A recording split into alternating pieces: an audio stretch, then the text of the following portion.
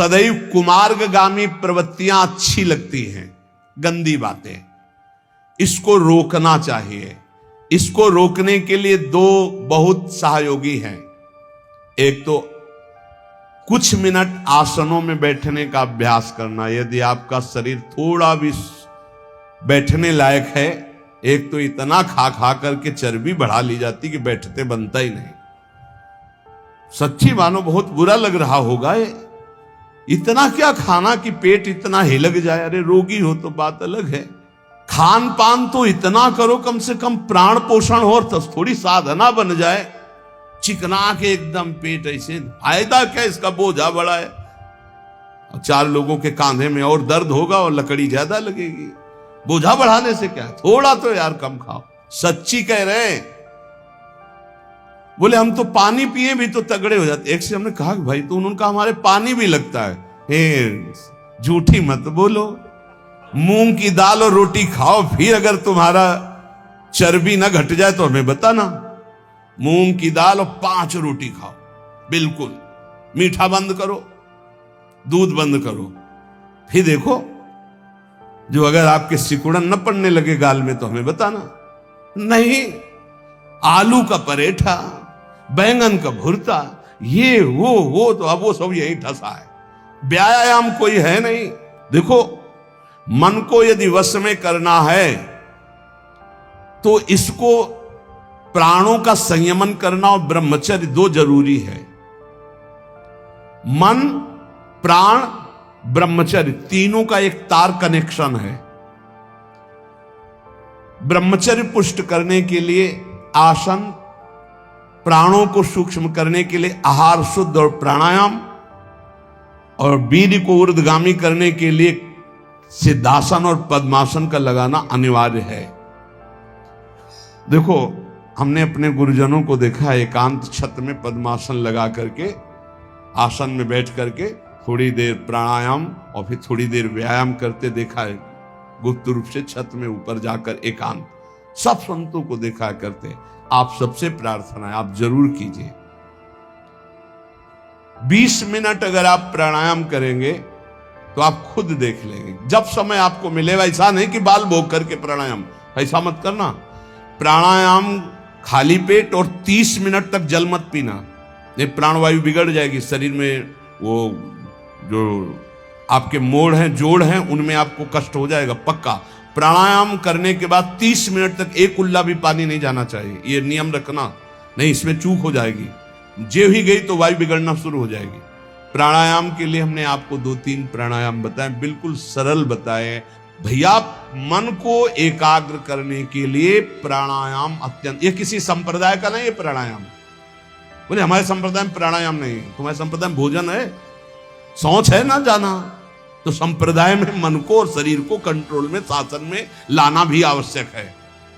20 minute आप आसन में बैठो, पहले आराम से सिद्धासन या पद्मासन, और जो गृहस्थी में तो सुखासन में बैठ लो। सुखासन से अलती पलती मार के सीधा करो शरीर, कुछ मत पकड़ो नाक। हम सीधा प्राणायाम आपको बताइए, अनुभव की बात कह रहे हैं। खींचा, नाम लेते हुए खींचा, खूब भर लिया वायु, बंद कर लिया। अब नाम जप करो, फिर नाक से छोड़ दिया। ये आंतरिक कुंभक बहुत बड़ा सहयोगी भजन में आप देख लीजिएगा, साय मच जाती मंत्राकार वृत्ति। ये आंतरिक कुंभक, इन्हीं के बलों से प्रकृति का वारसा है। सीधे बैठे, कुछ पकड़ने धरने की बात नहीं कह रहे, आराम से भरा, बंद। जितने सेकंड आप रोक सको आराम से, फिर बिना कुछ पकड़े धरे ऐसे ही छोड़ दिया, फिर खींचा 10 बार कम से कम। आप देखना इस प्राणायाम, ये हुआ आंतरिक कुंभक। एक बाह्य कुंभक। अब बाह्य कुंभक जो आप पहले वाले में भर रहे थे, अब निकालना है।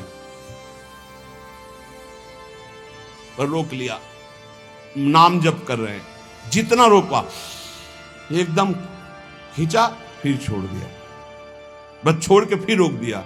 इसे बाह्य कुंभक कहते हैं। आंतरिक कुंभक, बाह्य कुंभक, बिल्कुल सरल प्राणायाम।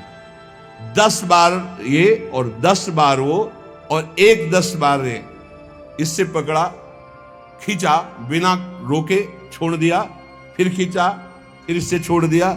ये हम अनुलोम विलोम की प्रक्रिया से नहीं कह रहे, ये हम बिल्कुल मन एकाग्र करने के लिए कह रहे हैं।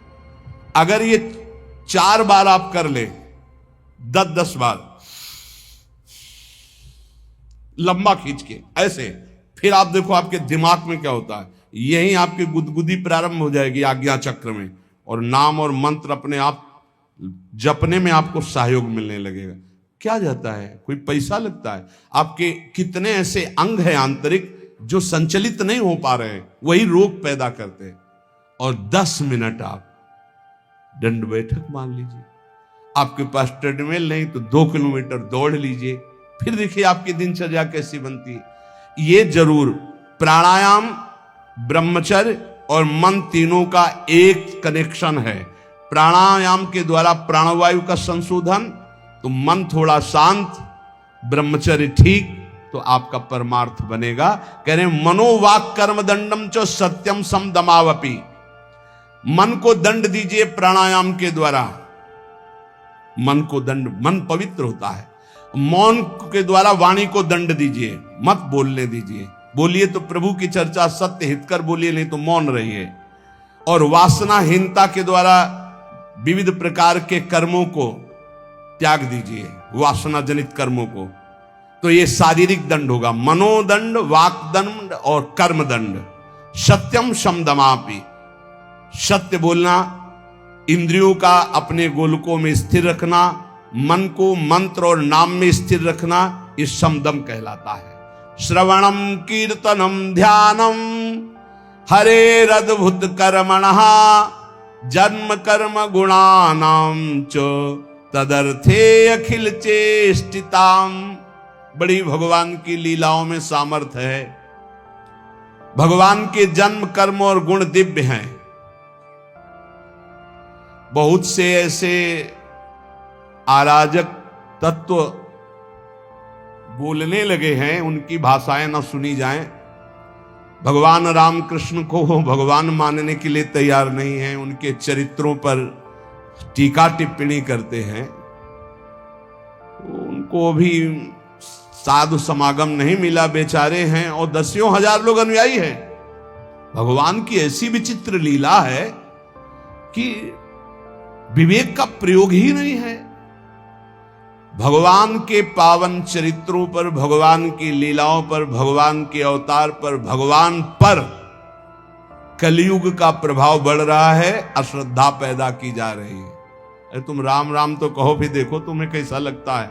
ठीक से भजन तो करो, तुम्हें अपने आप समझ में आएगा। दशरथ पुत्र नहीं, वो चराचर जगत में रमा हुआ, तुम उसको जानते क्या हो? वो सब, वो दशरथ पुत्र भी है, वो जगत में जड़ चैतन्य भी है, सब कुछ वही है। वो निराकार भी है, वो साकार भी है। अभी तुम जानते क्या हो राम तत्व को या कृष्ण तत्व को? नहीं जानते हो। भगवान की पूजा, विग्रह सेवा का अवहेलना, भगवान के अवतारों की अवहेलना, बहुत जोर की ऐसी हवाएं चल रही, बेमतलब, बहुत बहुत विचित्र। कैसे तुम्हें बताएं? भगवान की अवहेलना, भगवान नाम की अवहेलना, भगवत धाम की अवहेलना, और सब कैसा नौटंकी नाटक। अपने सनातन पद्धतियों का त्याग करके इधर उधर के बवाल में। अरे भगवान, बुद्धि बचाओ। ये कलयुग का बड़ा तांडव चल रहा है, बड़ा तांडव चल रहा है। श्रवणम कीर्तनम ध्यानम हरेरद्भुत कर्मणः। जैसे कोई कहता है ना कि भगवत आवेश आता है, हम उसका खंडन नहीं करते, क्योंकि भगवान के हर आवेश है, कभी भी आ सकते, किसी के हृदय में भी आवेश करें। अरे भक्तों के हृदय में आवेश नहीं होता, कभी नरसिंह आवेश, कभी अमुक आवेश, तो देवी का भी आवेश आता। हम तो चरण वंदना करते हैं, लेकिन ऐसा आवेश नहीं आता भगवान कि उनको फोन का होश रहे। ऐसा आवेश नहीं आता कि 500 रुपया देने वाले के ऊपर हाथ रखा जा रहा है, दूसरे के ऊपर नहीं, ऐसा नहीं है। ये सब लगता है फिर नाटक। हम मानते हैं हनुमान जी का आवेश आता है, मानते हैं देवी जी का आवेश आता है, आए ना। जब भगवान रहते हैं तो वो क्यों नहीं आ सकते? आवेश आ सकता है, लेकिन जिस समय आवेश होगा तो केवल भगवद आवेश, और जिस समय आवेश होगा तो त्रिकालज्ञ होगा। वो तुम्हारे भूत भविष्य वर्तमान तीनों काल को बता देगा, और वो उस समय भगवत आवेश में होगा, लौकिक कोई चेष्टाएं नहीं होंगी। तो इसलिए सावधान।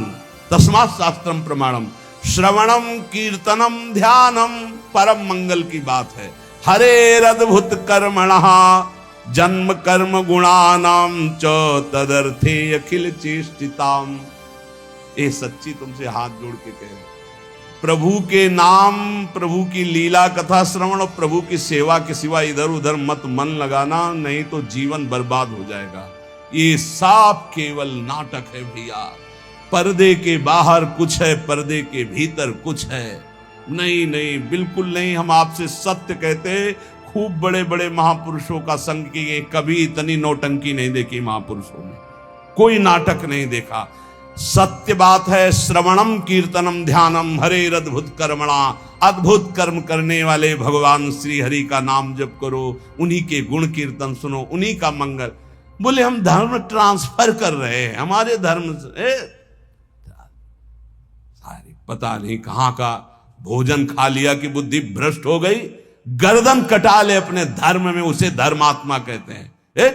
बोले हमारे को सुख नहीं मिला इसलिए हम वहां कुछ किलो चावल मिल गए, कुछ रुपया मिल गए, कुछ पैसा मिल गए, और तुम बोलने लगे कि हम अमुक धर्मावलंबी हो गए, हम अपने सनातन पद्धति को छोड़ दिया।